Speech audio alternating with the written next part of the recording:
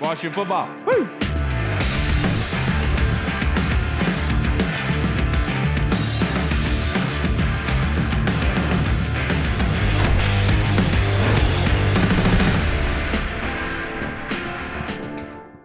Hello, everybody, and welcome to the Burgundy Zone. I am your host, Kyle, and I am joined by my two co-hosts, Michael Hall and Michael Reed. The Burgundy Zone is a part of the Frederick Podcast Network. You can find out more by going to www.listenfrederick.com. But we are rejoined by the voice of 1067, Mr. Grant H. Paulsen. How are you doing, sir, on this fantastic Monday evening?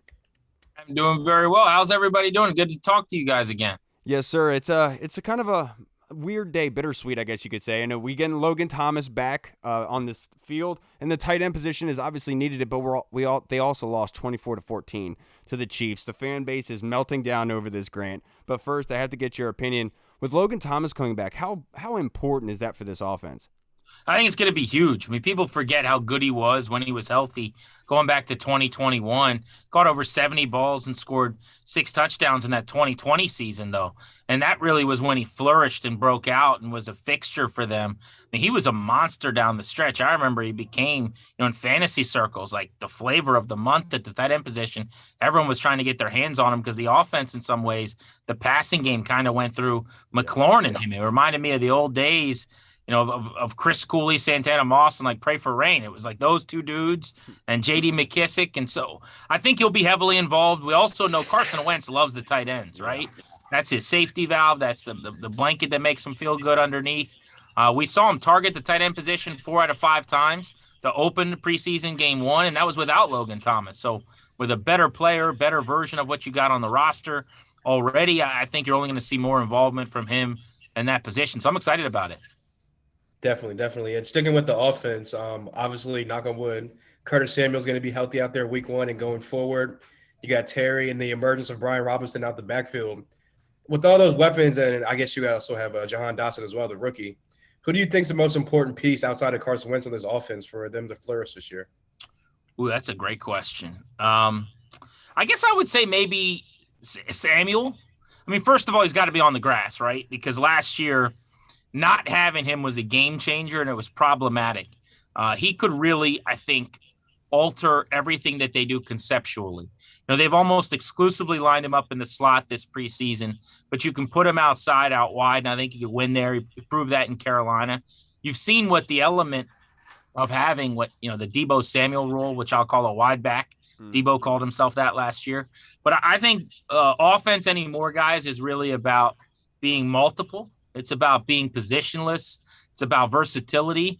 So if you have the ability with Curtis Samuel to show some explosiveness, and we haven't really seen it. Last year he caught a handful of passes. They were mostly around the line of scrimmage, moved the sticks a couple times on some quick, short, safe stuff on 3rd down. But we have not seen him in the open field be dynamic or explosive yet. He's got wiggle. He can make people miss. So I just think because of the many ways that he can impact everything, I would say him. I'm also high on Dotson, though. He could be an answer because I think he's a true wide receiver, too. I made some bold predictions a few weeks ago on the show, and one of them was that Dotson's going to catch 65 balls. I mean, I really think they'll involve him.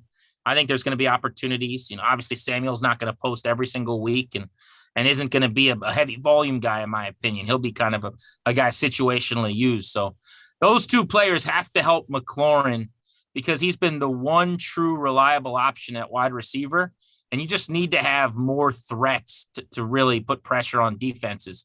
So I would label those two guys, and I'd really accentuate wide out to answer the question because it's a pass-happy league, man. It's nice if Robinson's awesome or if Gibson plays well and McKissick helps you out of the backfield, but really you got to be able to make chunk plays, so those are the guys that have to do it. Right. Yeah. Speaking of volume, at this point, I know it feels like we're beating a dead horse, but Antonio Gibson, what type of role do you expect him to have with Brian Robinson kind of taking hold of that running back 1 spot? I honestly, call me crazy, and maybe I'll look silly if you guys post this video at the end of the year. I still think Gibson's going to have a decent role, to be honest, for a lot of reasons, right? A, they want him to play. They like him. They drafted him. They want to look smart. B, like Curtis Samuel or Deebo Samuel that we were talking about, he can do a lot of things. I'm not sure that he does anything exceptionally well. Like, I'm not trying to knock him, right? I just don't think he has like a super plus attribute, but I think he checks a lot of boxes. I use a baseball 20/80 scouting scale a lot. So like 20 is terrible, 80 is all world, and like 50 is average. And you want as many traits where you're 60 or better. But I think Gibson's got a lot of like 45, 50 traits, like right around average.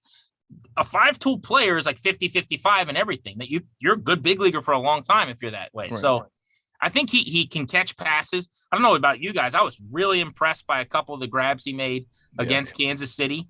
I love that he showed a little bit of elusiveness on the second level. That's what he did at Memphis. I mean, he's a different guy now. His body has changed. He's added weight. He's more of a thumper, I think.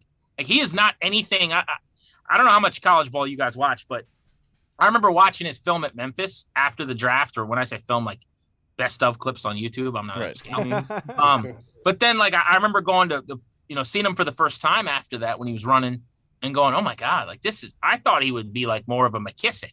Right. And like, he is he's a big boy. Derrick Henry-ish. Yeah, exactly. Yeah, just kind of a thumper. So anyway, long-winded way of saying, I think there's a role for him.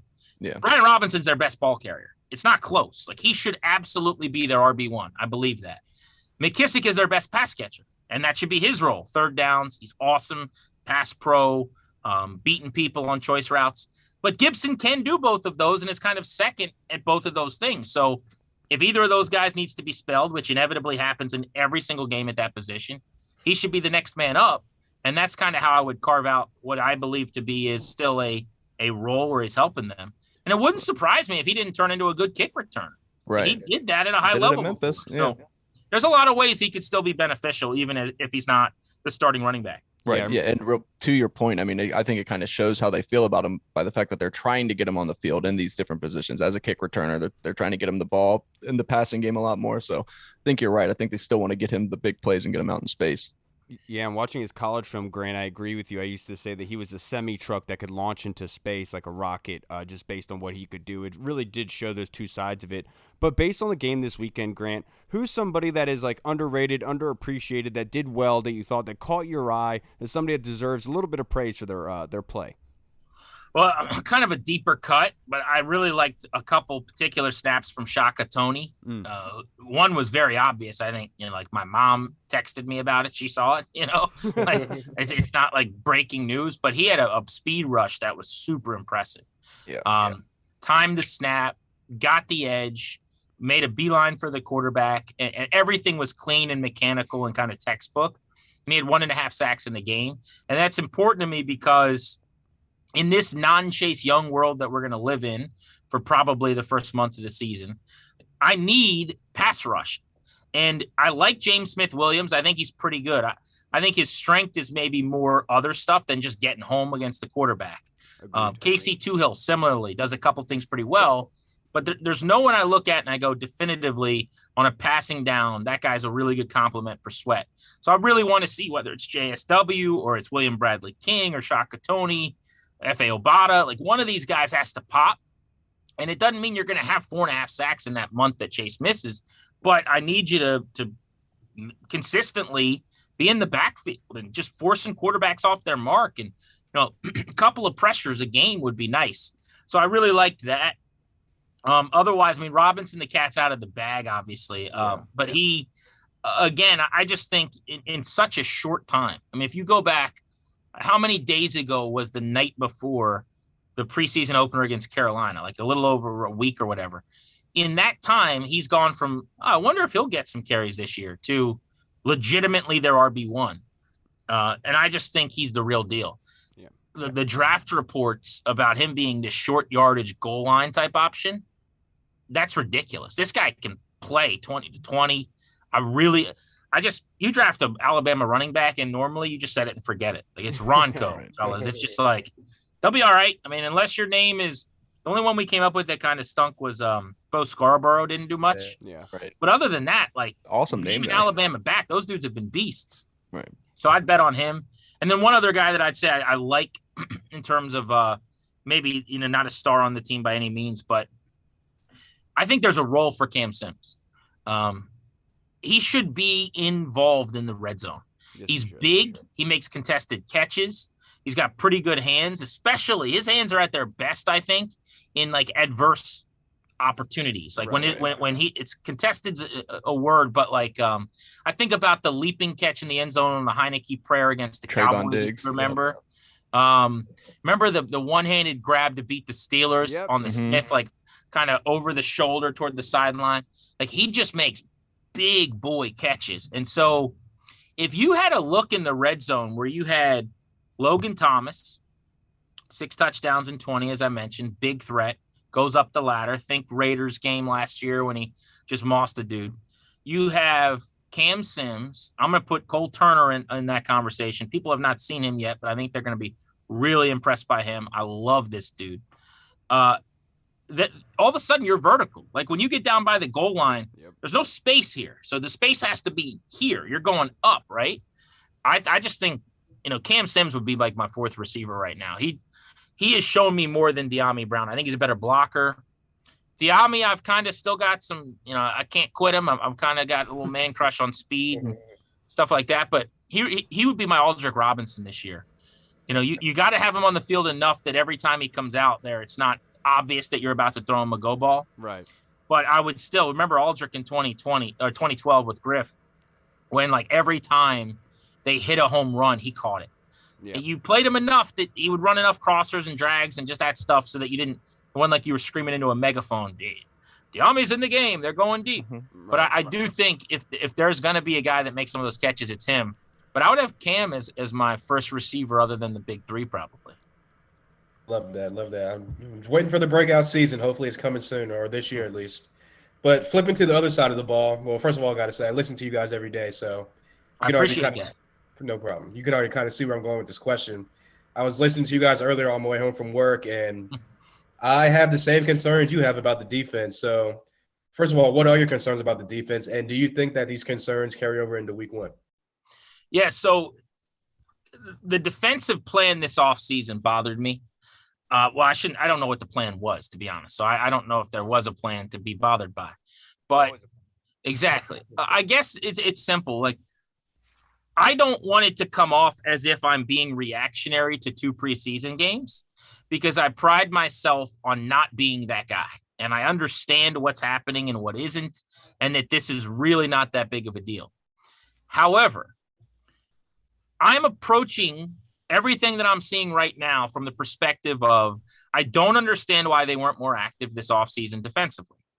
They had some money and they had draft picks and they needed impact players at all 3 levels as far as I'm concerned, but specifically at the back 2, linebacker and secondary.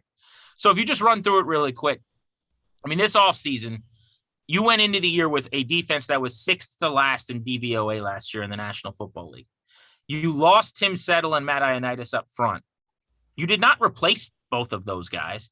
If Fidarian Mathis is good, jury's still out. Hopefully he is. Your last 2 Alabama D tackles have been really good. Obviously, first rounder is not a second rounder, but I digress. If he's good, then you replace one of those guys. What about the other guy? There's a lot of eggs in the Daniel Wise basket. So then you go to linebacker and you go, okay, well, last year you had Cole Holcomb. You've moved to Mike. You told us, we didn't say, you told us going into the offseason, you needed a middle linebacker. That was your thing, not mine. Then they just decided they weren't going to do that. Okay, that's fine. Cole Holcomb's going to play Mike. But you have 2 legitimate NFL linebackers, like non-special teams types, on your roster.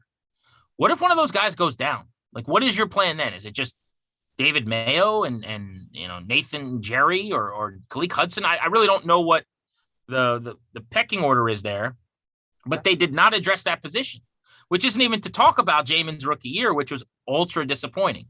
And I have seen growth, and I am excited that he looks like he belongs and has made like big time strides. He's not as hesitant, but he's just kind of doing normal linebacker things right now. It's not like he's flying around like he's, Manti Te'o at Notre Dame. He's on my mind because I just watched that documentary. It's so good. Did you guys see it? Dude, it's crazy how in-depth that was. Oh my God. If you haven't seen it, it's one of the best sports documentaries I've ever seen. Ronnie needs an Oscar or a holiday or a medal or something, because planning all that out, the way that she talked on the phone, like the voice people were like, there's no way, this is a 1 in a million chance that you're making this voice. And it was her. It's a show. Yeah. Crazy. Someone had a great line in the doc where they're like, if that really was Renaya, then Renaya should be doing voices for Disney or something. Yeah, and it was, which it is was a great Renaya. line. But Yeah. anyway, see that documentary. Even though nobody paid me to say that, obviously. But anyway, so Jamin really struggled, and it's not like we've seen anything right now where you go, oh, he's Luke Kuechly. He's just kind of doing regular linebacker stuff, which is cool. But they didn't bring anyone in. It's August 22nd. Like they get, oh, we're going to sign someone. We're going to do this. We're going to do that. They didn't do it. And then in the secondary, last year was a struggle, obviously. I mean, you just watch them in this Kansas City game, and not all starters, but there were 9 completions of 14 or more yards.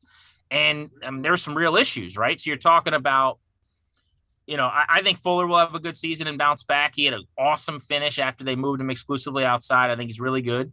But William Jackson, who they signed, got off to a really slow start. He improved. So they're just banking on no struggles there. They're doubling down. They spent a lot of money on him and said he was a beast. Didn't look like it. Then he played better. And they're like, no, trust us. He's a beast. Okay, fine. We'll see. They did the same thing in the secondary with Bobby McCain, where they signed him, kind of a slow start, finished really, really well. Remember, he had a couple picks, I think, against the Giants in the last game of the season. And they doubled down on that and re-signed him. All of that's fine. It's just, I thought they'd supplement that with something. Not even to mention that you lose Landon Collins, who after they change his position in the last, everyone likes to beat him up like a punching bag. The last 6 or so games of the year, he was as good as anyone on the defense, or as impactful, maybe is the word. Would your opinion about the depth change if they sign Landon to be the linebacker depth? Yeah, I'd feel way better. Okay. I'd feel way better if they brought Landon back. I don't know if he's interested in that. I mean, he might be now. I don't know what kind of interest he's getting, but he did not want to play that role if he has his choice, right? He wants to play safety. Well, they've got an awesome option in Cam Curl. And I kind of like their safety depth. I like guys like Jeremy Reeves if he makes the squad, a couple of thumpers like that. I like the Butler pick. But I guess my point is, you're saying, what are your issues? What did you do all offseason? They have just decided that their defense is really good. And I hope they're right. They are playing an easier schedule. They're playing lesser talented quarterbacks. So I guarantee you their ratings will be better than bottom 6 in DVOA on that side of the ball last year. But when you play the Chiefs, I think you're going to get exposed. Luckily, they don't play them a lot, but you play teams like the Packers, and there are going to be some good offenses. It's not Jacksonville and Detroit every single week. Right. So I guess that's my concern. I'd rather spend on offense than defense. I'd rather send as many assets there as possible. And if they came out and said, look, we care more about offense now, then I would do an applause and run around until I lost weight because, I would just be giddy because, they're getting it now. But maybe that's what it is. They just haven't admitted it. Maybe they're going, you know what? You look at it. We're top 3 spenders on offense. We're not going to be great on defense. I'm cool with that. But it just seems like they really think that their defense is very, very good. It wasn't last year. You added nothing. In fact, quite literally, you lost more than you gained. So I'm wondering just what am I missing? And that was kind of the point of our early part of our show today. And that's off of minimal drives, not a whole lot to learn, but 2 games where they haven't been able to get off the field. Right. Yeah. Yeah, no, I completely agree. That is very it's terrifying to think about what could go wrong and the reactions. But speaking of a bit of an overreaction, and look, I know I'm going to get beat up in the comments for this, but I'm going to ask it anyway. Let's say Washington finishes with 7 wins again. Is Ron Rivera gone, or is he on the hot seat? He is not gone. He is not on the hot seat. He would go into next year on a warm seat with major changes. In other words, someone on the staff is getting blown out. Coordinator, probably like a Del Rio is out. Oh, yeah. Depending on how you got there. Like if your offense is awful or your defense is awful or whatever. And then I think their front office structure has changed. Rivera brought he made these choices, right? Kyle Smith's out. The Martys are in. Marty Herney was his boy in Carolina who gave him his first job. Martin Mayhew, I think, shared an agent with him. Like these were guys that he's comfortable with, that he brought in, even though they weren't doing that job anywhere else. And if they didn't get the gig here, maybe they wouldn't have the gig anywhere else, which isn't to say they shouldn't, but like it's a production league. So your hypothetical is 3 straight years, lack of progress, worse schedule. So you could draw a line to say this was the most disappointing of the 3 years. I think that maybe there's a little bit less personnel control for Ron, or he's forced to bring in a general manager who's less his buddy and more someone that like butt heads with him sometimes on personnel stuff, and then maybe a change to the staff. But he's here. He's it's more than just wins and losses right now. Exactly. I mean, it's a cultural thing. He's a good dude. I think he's really liked in the building. They're trying really hard to turn a corner in ways, not just on the field, which is important, but in other ways. So, and I think if you're Dan, and maybe this changes a lot in the next year, guys, I don't know what's going to happen with Snyder in terms of like how many more investigations and what happens, but he's got so many other things that are frankly like more pressing than being angry at Ron Rivera for losing. Right. So if he could just sit there like he used to do when I was on the beat, and like I was told one time he was like demanding that who was it got fired at halftime, and like he wanted someone to go down there and like they're like Bruce is like calm down, Dan, calm down, like that was the joke.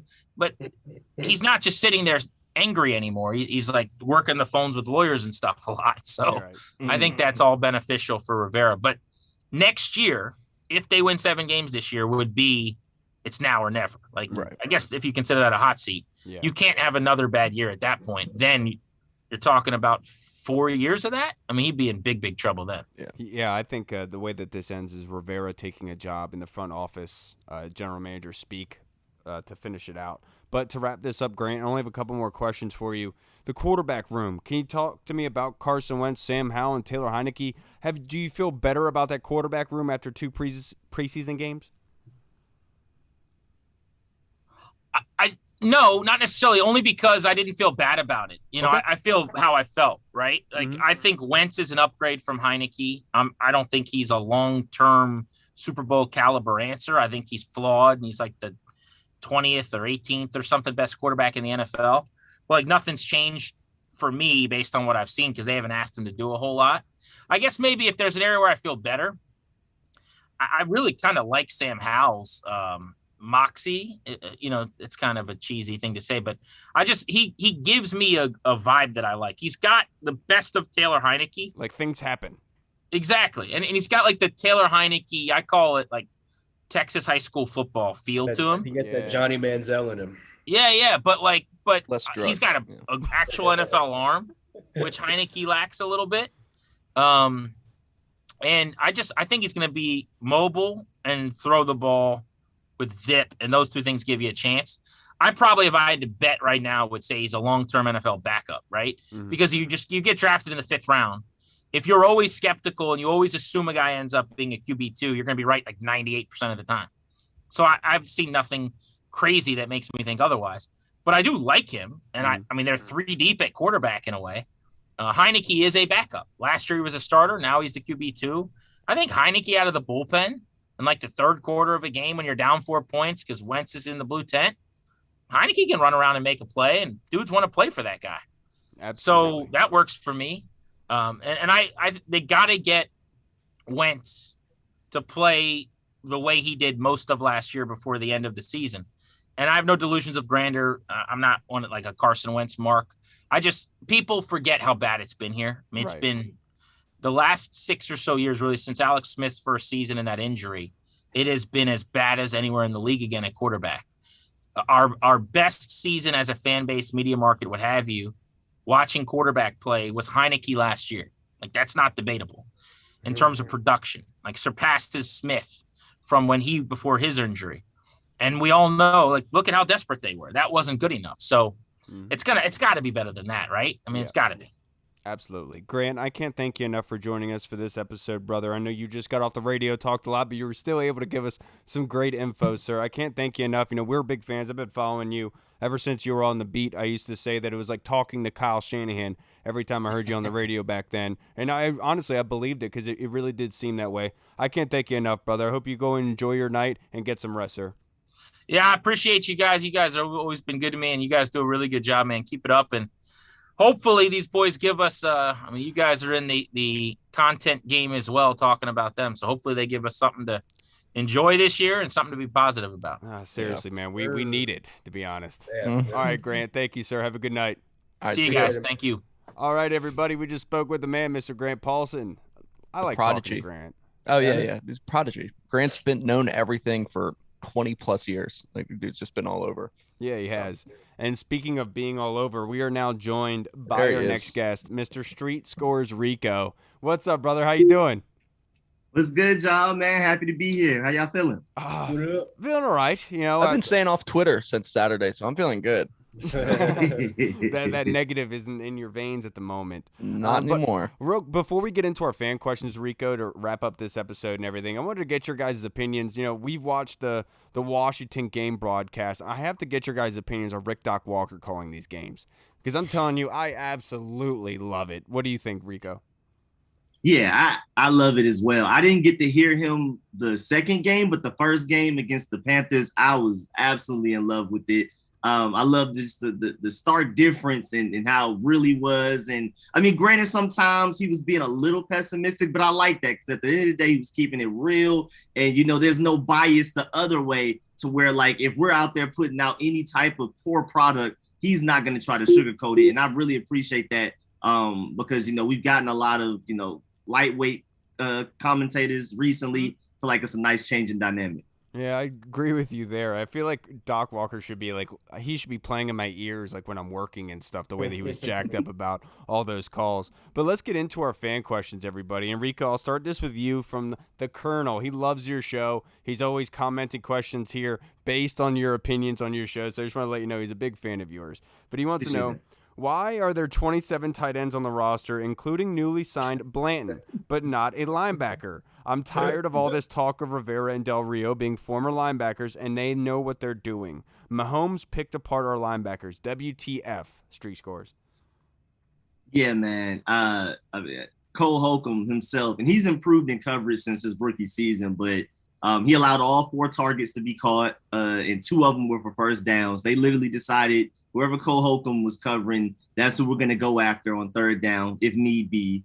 And so, yeah, I agree. I mean, I love this tight end group, and I love the fact that we keep bringing in more talent and just adding more fuel to the competitive spirit that we have in that group right there. But I am worried about the linebacker position. I think Jamin Davis is learning, and he looks way better against the run than I thought he would.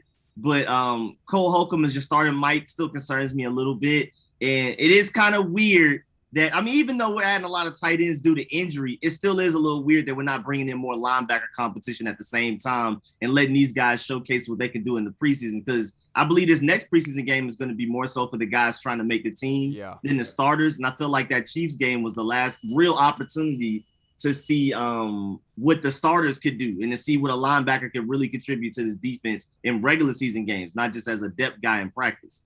Yeah, I know that everyone's kind of going on Cole Holcomb, but one thing I'll say, there's not many linebackers in this league that can cover Travis Kelce. I mean, you put Bobby Wagner on Travis Kelce one-on-one, most likely Travis Kelce is breaking free of that. And the one thing I'll say is there was obviously no game planning going into this because everyone knows Cam Curl is our tight end defender. And going against the Chiefs, you're obviously the one other player you're worried about besides Pat Mahomes is Travis Kelce. And I would imagine they would have game planned to take him out, not just put Cole Holcomb there one-on-one. So I know that everyone's killing Cole, but that being said, Colonel, Jamin Davis had an incredible game. There was multiple times where the Kansas City offense were trying to run pick routes on him just to be able to slow him up to get the ball to the guy that he was defending, and he nulled it every time. And he was able to get to his spot. He forced checkdowns away, made Pat Mahomes escape out of the pocket one time, and that's the one pass he threw sidearmed it to the guy Cole Holcomb was covering. And so it just kind of shows you that, yeah, it looked bad, but that being said, there wasn't much game planning in it.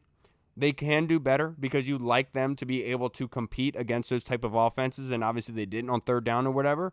That being said, it is just preseason. Take a grain of salt with it, but remember it. If these continue to happen, then yeah, there's something to talk about. We've been seeing this since preseason. But this could be something where a month into the season, we don't even remember about the woes on the defense. They could be playing something completely different. We have to give them that benefit of the doubt. What do you think, Hall? Yeah, to your point, like you said, if you got Travis Kelce and Pat Mahomes coming in week 1 or week whatever it is during the regular season, you're going to game plan to kind of take Travis Kelce out of the offense. You're going to roll coverage to him. You're going to bring the safety down to try to double him with the linebacker. So to your point, Cole Holcomb, like you said, nobody can really cover Travis Kelce one-on-one in the open field anyway. Especially a linebacker, you know. Exactly. But yeah, as far as like the tight ends, like I don't really mind that part of it because everyone knows Carson Wentz is like more drawn to the bigger targets, the tight ends. So the more tight ends you have, the more targets, the bigger targets you have, I think it only bodes well for Carson Wentz. And not only that, but the red zone offense was downright awful last year. Let's just be honest. And those bigger tight ends in the red zone definitely help out this offense and Carson Wentz. But as far as the linebackers go, I mean, we just had Grant Paulsen on, Colonel, and I think you pretty much hit it on the head that they're just banking on the growth of Jabin Davis and Cole Holcomb sustaining the level of play that he kind of finished the year with last year to kind of carry them. And I definitely think that they think Benjamin St. Juste and kind of that Buffalo nickel role can be a type of upgrade, or maybe similar play to the type of Landon Collins around the box, and he can cover as well too. So I definitely have a little bit of concerns about it because we are really thin at that position, and if someone gets injured, I don't know where we go next, but you just got to see how it plays out week 1 and beyond, honestly. Yeah, I don't mean any disrespect to Blanton, but one thing I will say is I think that Armani Rogers played himself into a spot on this football team, and in going in this week 3, they don't want him to play a lot of snaps, so that's why they signed somebody to play those snaps. And no disrespect to Blanton, I'm not saying that you're just a commodity to have and then ditch off. I'm just saying that might be some thought process behind it. But one thing said, you talked about the red zone. They were 2 for 2 in this game. They converted both into touchdowns, and that is a number that you like to see, and you would like that to consistently go into the season. What do you think, Reed? Yeah, no, I mean, just you guys kind of hit all the nails on the head, but I mean, look at the injuries at tight end so far this year. I guess it kind of makes sense why they'd bring him into what you said, Kyle. I mean, maybe this is their preseason game. They don't want to play the guys that are going to end up making the team a lot. But I definitely agree, man. The linebacker, that's a huge concern. We've all been talking about it all off season, and it's something that, hey, I mean, this is what they're going with apparently. So we're just gonna kind of have to ride it, but it is definitely concerning for sure. Yeah, and now Just this next question, Reed, I want to go to you first because yeah, obviously you weren't totally. able to add a lot. This was actually from Cole's Mullet that sent this in on Saturday. He wants to know, how are we feeling about Del Rio? 1 out of 10. How worried with this play? Mixing in blitzes finally, but hard to get a gauge against a stud like Mahomes. So after last year, I mean, like 2 years ago, I thought the world of Jack Del Rio. I still think he can be that guy. Last season, obviously that tampered a little bit, but then so far it's just preseason. I'm not somebody that tries to put too much into preseason. Like, I know obviously like what you're seeing is all you can really base this year off of, because this is what we're seeing, but like I'm not terribly worried. I would say right now I'm at like a 6 or so. I think that Jack Del Rio is good enough to where he's smart enough and he's a veteran that he can turn this around, and we could all be completely wrong. At the same time, I could see him being a little bit stubborn in his thought process, and this can continue. So I'm like right around the 5-6 area on if I'm concerned, but that could make a big jump after week 1. I'm not concerned about Del Rio in this defense. I'll say about a 3. The one thing I am concerned with, when they did bring pressure against Pat Mahomes, it was obvious that they were blitzing. And that's my concern. Is like, I want you to blitz, but with a guy like Pat Mahomes, who's very experienced with Andy Reid, they're going to see that, and they're going to dial up that vertical route in the middle of the field and make your guy go get it. And that's my big issue is, yes, I want you bringing pressure, but we have to do it in a sophisticated manner and trick them. And that's why I'm at a 3, because it's preseason. They're not game planning. Maybe it was just something they wanted to try. They wanted to pressure Mahomes. They didn't really care what blitz that was called. So I'm at about a 3. But it is hard to gauge against a guy like Mahomes. He was in playoff form. Like, the worst thing you can do is allow Pat Mahomes to get back there and just throw easy dimes all day long, all around the field without any pressure in his face. That's not what happened. He was running for his life. He was slingshotting it off his arm and then putting the ball in a pinpoint on the goal line on Cameron Curl, where the tight end had a fantastic, phenomenal catch where he bobbled it and kept 2 feet in. That's just a great play. And Patrick Mahomes, we man. forced them to make that play. It did not come easy. And that is something that I show respect for, because if they were getting blown out like they did by Baker Mayfield, then I can understand. But they actually made Pat Mahomes work for it, and I find that respectful. What do you think? What do you think, People Rico? forget that Patrick Mahomes is the face of the NFL for a reason. Like, Right. Patrick Mahomes is just that dude. Like, he's so good. What do you think, Rico? Yeah, I completely agree. First of all, it's preseason, so there's no need to panic. If we start to see this in the regular season, then it's time to address it, especially against lesser offenses. And then also, I mean, at the end of the day, like to your point, great offense beats great defense any day. That's just the way the league is set up. And thankfully, it seems like we may have an offense that can go toe to toe with some of the better and more explosive offenses. I mean, you gotta have an explosive offense to compete, and you just hope your defense can do what they can. Because at the end of the day, a great quarterback and a great receiver is going to beat a great DB at least 7 times out of 10, and you just gotta hope that you have the offense that can go get those points right back. But yeah, I completely agree that our defense did a really good job of making Pat Mahomes uncomfortable. I mean, he wasn't just sitting in the pocket chilling and hitting guys just absolutely wide open. He was out there just doing Pat Mahomes things.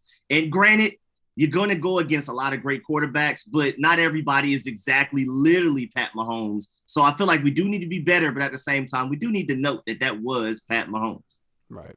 I mean, it wasn't like he was making normal throws out there. I mean, that was that's what he does too, though. Right. Like that's just Patrick Mahomes' game. You get pressure on him, the dude he's a magician. Yeah, and with the Chiefs, it's their offense. They've been together for a while, so like it's not like they're fine tuning things. They're attacking. They're finding different ways to be able to attack defenses. Where we're just trying to get acclimated, get cohesion together, trying things out. Meanwhile, the Chiefs are looking at how to bleed you dry. I understand why that could happen and how it looked. Anything else, Hall? Yeah, I'm kind of with Reed. I'm probably about like a 5 or a 6 at this point. Like it is Don't preseason. sell yourself short, Hall. I'd say you're like a 9. Oh, You know what I'm thanks. I saying? appreciate that. Well, I guess according to Reed, I'm a 9 then. But Not out of worried, out of looks. yeah, I'm like a 6 because, like I talked about on Friday. What's today? Monday? Yeah, on Friday before the preseason game, I wanted to see the defense come out and make some stops, not come out and give up 10, 12 play drives, and literally back to back they give up 12 play drives. You're seeing the same things kind of manifest themselves from last year. You heard Rivera talk about people getting out of their rush lanes, not being disciplined in their rush lanes and stuff like that. And it didn't happen just against Pat Mahomes. That happened against each of the quarterbacks. Exactly. So that's going back to last year as well. Right. The third down defense coming to manifesting itself again, coming back to last year again. The only thing I'll say about the defense is it seems like this year that the offense should be able to sustain a little bit more drives, which is going to give the defense a little bit more time off the field, give them more time to look over the pictures, the game film and whatnot on the tablets on the sideline. So maybe they can kind of switch some things up mid-game and kind of what's it called? Game plan for what they're seeing on the field. So as far as like that goes, I'm not that worried about it. It's just I would like to see not the same things that were the problem last year, other than getting beat deep, which seems to have hopefully shored itself up on the back end. But as far as the third down defense, the cornerback still playing 5-6 yards off on 3rd and 2, 3rd and shorts, the rush lane disciplined again with the defensive line. I just want to see those things kind of get corrected before I jump all the way in on the defense, kind of correcting themselves. Yeah, look, I'll be the devil's advocate here for Jack Del Rio and the way he calls defense. I talked about this on Andy's pod yesterday. He likes to run a cover 3 type of system where they take away the deep ball and they force the offense to go short. What that does is it's telling the offense, you have to go short. I trust my guys to come up and make the play. So you're going to give up a lot of yardage playing that defense, but what it does is it restricts things in the red zone. And so when the defense works in your favor is when you get field goals out of it. But then you're going against Pat Mahomes making the plays he did there. It kind of blows everything up. And so that's why, remember last year, they did force a lot of field goals, this defense did. And I think they do need the benefit of the doubt in that breath. Another thing, to your point, I was listening to 106, I forget when it was, but they had Logan Paulsen on. And he pretty much kind of said what you were saying, where Del Rio plays a lot of cover 3, a lot of cover 6, a lot of quarters defense. And yes, it's kind of like that bend but don't break mentality where we're going to give up like the short stuff. We're not going to give up the deep stuff. And we're going to bank on you stalling out on the drive or you're making a mistake to kind of get us off the field. Right. The problem is if you watch the defense over the past year and 2 preseason they've been making games, a bunch of mistakes. They make the mistakes themselves, not the offense. Right. And so they don't get off the field, which has been the problem. So again, if you're game planning, you're on the sidelines, going over the tape, going over the film and kind of switching some things up mid-game during the process, I can see how it gets better. But again, it's one of those things you got to see it to believe it at this point, honestly. Yeah. Now, Rico, this next question is from Tim Towner. He wants to know, how do you think the current rebuild is going? And where do you think we need help? It's tough to tell. Because I don't think there's any like glaring weakness on the team. That's what makes like projecting our next draft really interesting. I think it's gonna be based on more so like contract wise who we may let go, who we may prioritize in the draft. But I don't see any like big glaring, we need to fix this immediately type of thing. I think it's a well-balanced team overall. I think we have good depth at several positions, especially offensive line. I mean, the fact that, we went out there with Chase Roulier and Samuel Cosme, and then everybody else was backups. City Charles balled out, bro. Yes, thank goodness. And I love to see what John Moscow gets out of these guys, no matter who's out there. But yeah, just in general, I guess of course, as fans, we prefer for it by the third year we're Super Bowl contenders. But now we finally have a quarterback that could potentially be that guy for us, and this is his first year. So granted, we do want to rush things, and it would be nice if we were better sooner. But there's real optimism this season. Now, granted, the preseason doesn't necessarily back that up, but just looking at the team on paper, there's real optimism to believe that we can at least be a tough team to play and should go to the playoffs in a weak NFC. Yeah, absolutely. Now, this next question is from Douchalicious, a Deuce on Twitter. Remind the viewers. Douchalicious. Douchalicious. I was It's like, Douchalicious. Remind the viewers, such as myself, that preseason games are for gathering data to determine the 53-player roster. Not that winning them is a bad thing in any way, but winning them is not the number one priority. And you're exactly right. You want to be able, because you're cutting down the roster to 53. So you want to be able to see what you have in your arsenal. It's more about your team than it is about the opposing team. And that's essentially what Deuce is saying here, that you're evaluating your team based on these games. You're not looking to pick them apart in any such way like you would during regular season. It's all about seeing who you have in the building, so it's easier for you to cut down that 53, and you're not cutting somebody who could really be helping you throughout the season, which we've seen before. That does happen. But now this next topic of discussion was sent by Shelly here, Rico. I'm going to go to you first. She wants to talk about Terry being excluded from the NFL Top 100 list. Yeah, I think it's absolutely ridiculous, but hopefully he'll have that season to where they can no longer deny him. Because I feel like even Jonathan Allen was a little too low. So yeah. I just think it takes winning. There's a lot of teams just win because I like Kyle Juszczyk, and I do feel like he's underrated as far as an impact goes because he's a fullback. You're right. But like above Terry McLaurin is just absolutely. Right. I think he was on it, but Terry wasn't. That's just absolutely ridiculous to me. I feel like Terry McLaurin is a top 12 receiver.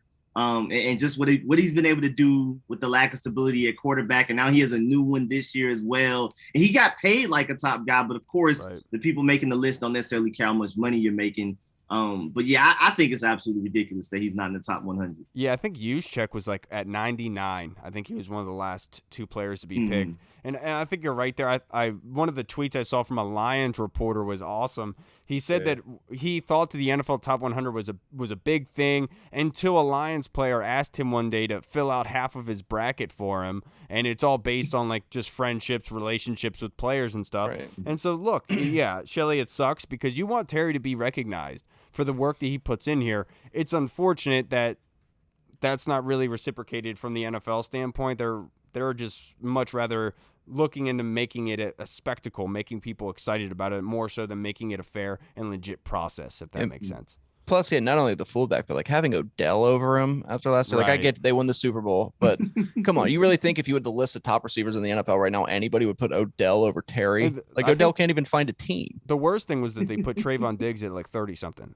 And no, I think Trayvon Diggs was in the 20s or something. Yeah, like it was that. some ridiculous. Dude.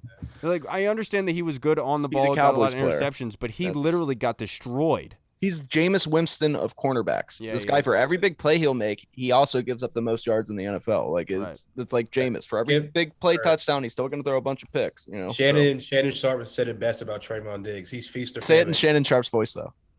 I can't. He's feet the famine. He's feast or famine. Either he's gonna feast, Feast or he's famine. or the receiver's gonna feast, or he's gonna have famine. Do it again. Whatever, something like that. Man, I'll tell you what, Skip, he is feast or he is famine. Let me tell you something, Skip. He was a And feast or I ain't famine, talking Skip. about the things that a cat eats. I'm talking about famine. My grandma used to have a saying for this, Skip. Skip, no. Skip. All right, Reed, I'm going to go to you with this next question from Tony Franchise. I know this is preseason. I'm not panicking, but what's up with the DBs playing 5 to 8 yards off the wide receivers?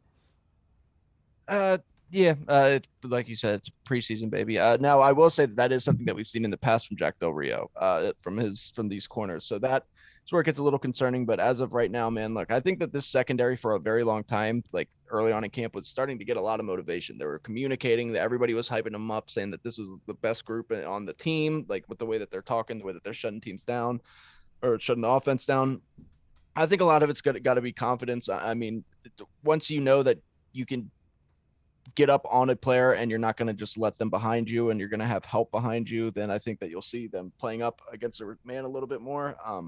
It's frustrating because last year they finished so low and there was such a bad pass defense that I can kind of see why they would maybe worry a little bit, or why the coaching staff would worry about playing people up against the line. But these guys are talented. William Jackson III, Kendall Fuller, they're very talented corners.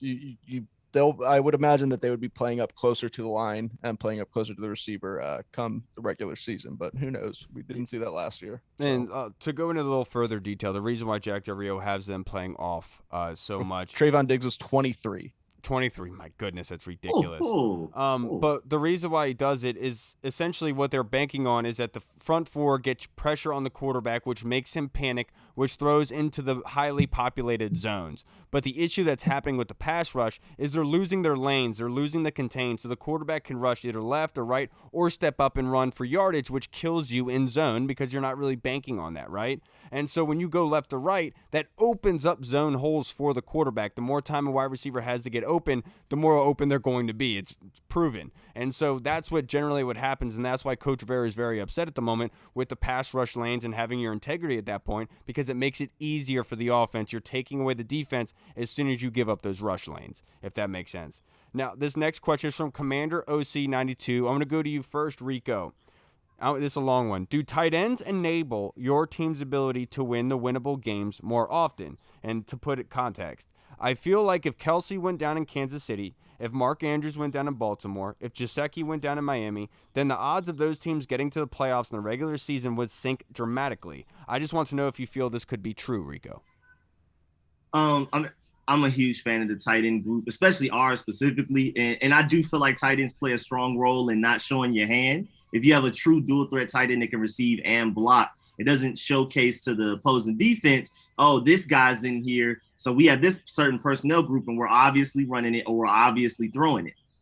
So I do think tight ends do affect that dramatically. I mean, even us last year, our red zone offense was atrocious when Logan Thomas was out. It was, I mean, that's when it really went downhill. And then it started to come back a little bit when he got back healthy. Then he got hurt again, and then it went away. And then we lost J.D. McKissick, which made it even worse. And so I think just anybody that's a dual threat that just presents multiple options, again, even J.D. McKissick as a running back, as a receiver, I think that's why Curtis Samuel is so important. But again, tight end specifically, it doesn't showcase your hand. And then, I mean, Carson Wentz specifically loves his bigger targets.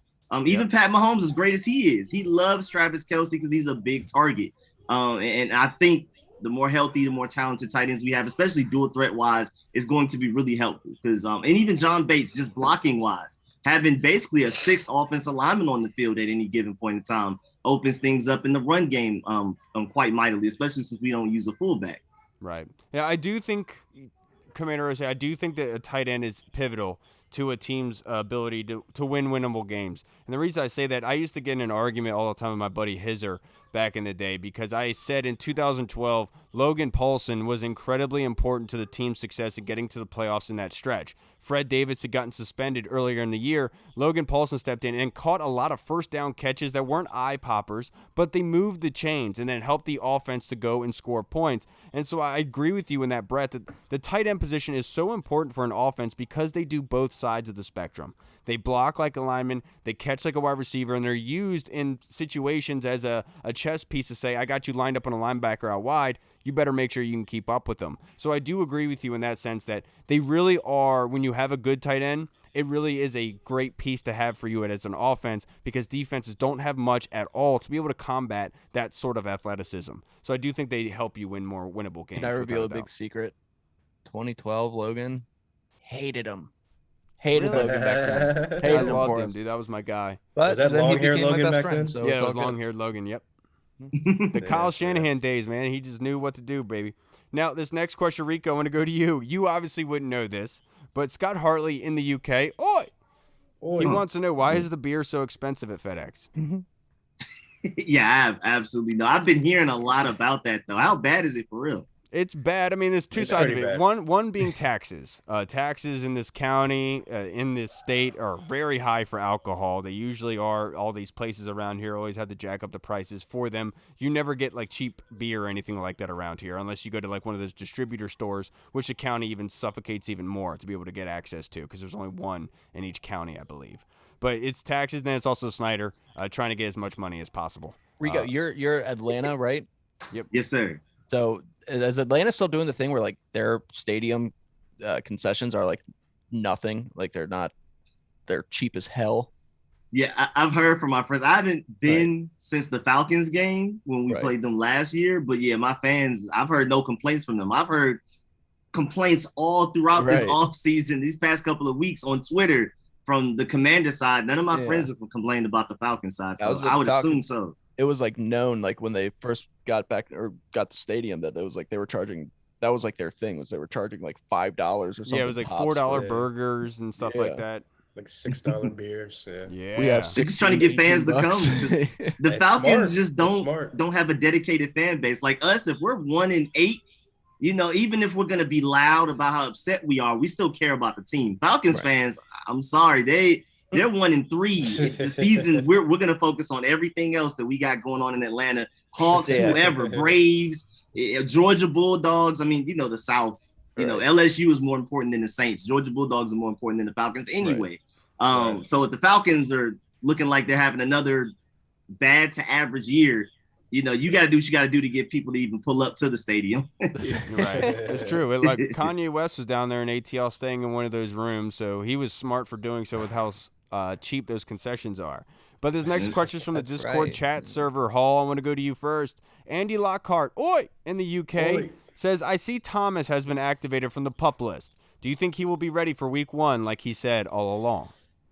I just heard him talking earlier, and he said that's still his goal. That's still like what he wants to do, but he's not going to push himself to. He's not going to definitively say he's going to be there week 1. He's not going to push himself harder than he needs to be pushed to get out there back in week 1 and then re-injure himself, or even worse, do something, re-injure himself or injure himself somewhere else.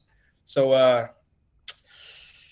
honestly, I want to see what he does, not this week, but next week in practice. If he's running around in practice, flowing well, and looking like he can get out there week 1, I would say I'll give it a 45% chance that he's out there week 1 as of right now. But like I said, if we go into next week and you see him practicing, you see him running around, you see him doing some 7-on-7, 11-on-11 stuff, I would pretty much bank on him being out there week 1. If he's out there doing that, I'll jump from 45 to 65%. I say it's 100%. I think he's going to be ready for week 1. I don't think that he's going to be getting all the snaps. What I think is going to be happening is when week 1 comes around, he's going to be used as a red zone package strictly. So he's not having to use his muscles constantly blocking all the way downfield. They can keep him in the red zone and consolidate his usage to the best of their ability where he really is productive, that being the red zone. And that would be a great way to smooth him back into the transition of the team, but also being able to help the team try to score points and win the game. What do you think, Rico?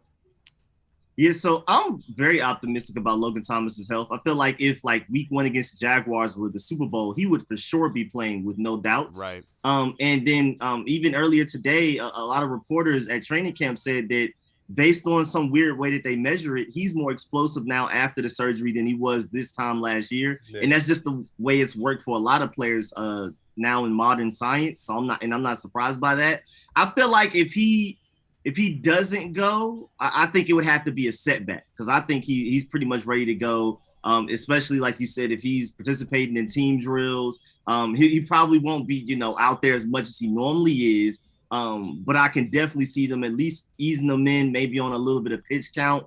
But I don't think he'll even be as restricted as Curtis Samuel was when we first started bringing him back last year. I think he's good to go. Yeah, I think Coach Rivera said that many times, that he trusts the training staff and whatever they say. When he's activated, he's activated. Now, this next question, I'm going to go to you first, Reed. This is from our guy, Jeff Miles. What's up, Jeff? He said, I think the fellas on the WFT pod explained the realistic concerns with the team perfectly, while realizing it's still preseason. I don't know if y'all listen to the postgame pod, but where are you at with the concerning performances by the first team offense and defense?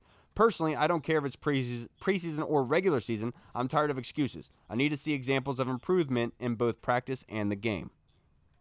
Yeah, but see, I completely understand what you're saying, and I get why people feel like that. But I'm the complete opposite. I've seen us have preseasons before where we've looked completely dead, and we've come out swinging, we've played well. It's all about when you get on a roll, really. I mean, let's be honest. We're not the Chiefs. We're not. In order for us to make noise, we're gonna have to get on a roll. You'd kind of like that to come later in the season, but at the same time, you still got to win your early winnable games. Otherwise, you'll get yourself in a hole.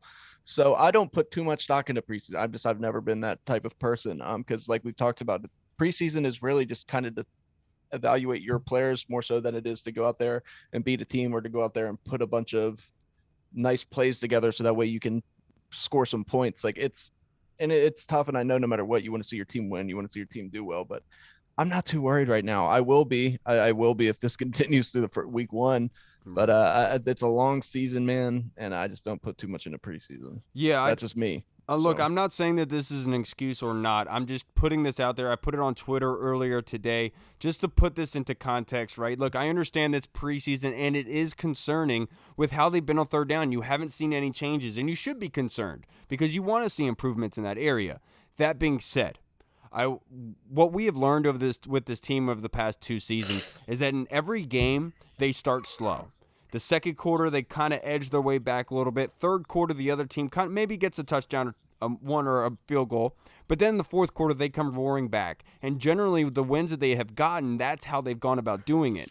So I don't feel like the preseason is a good measure for this team specifically because they are better late in games. And you can't get that in the preseason because you're playing early. And so that's what I meant by like, they didn't look good in the first quarter. Like, I know they never look good in the first quarter. They're always outscored in the first quarter. I wish they would be able to do well in the first quarter, but it's just not in their MO. And that kind of every team has a personality, and that's kind of how I feel with this team.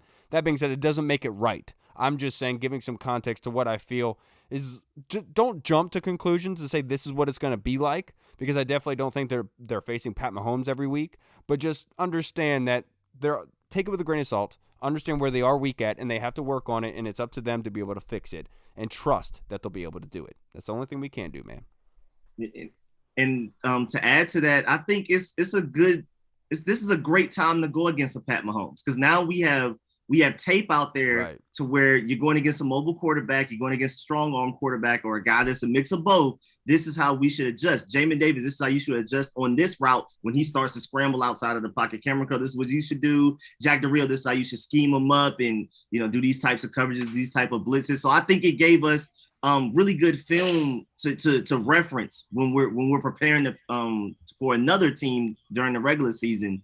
And I definitely prefer to go against the Chiefs in the preseason than like a Jets that don't have any continuity, a quarterback or things like that. And then we coast through the preseason thinking everything is just fine because we play lesser competition. Then we get to the regular season and play Aaron Rodgers, and it's just like suddenly running into a brick wall. Right. Yeah, it's like training like for 3-mile run, and then when you get there, it's like a mile run. Is essentially what you're saying. You're precursoring yourself as somebody who's very, very tough that you're probably going to be faced throughout the season, but not in all the cases. So it's a good thing to build up and get ready for because you're expecting that type of play. Because this is a team that does play down to their competition. We have seen that before.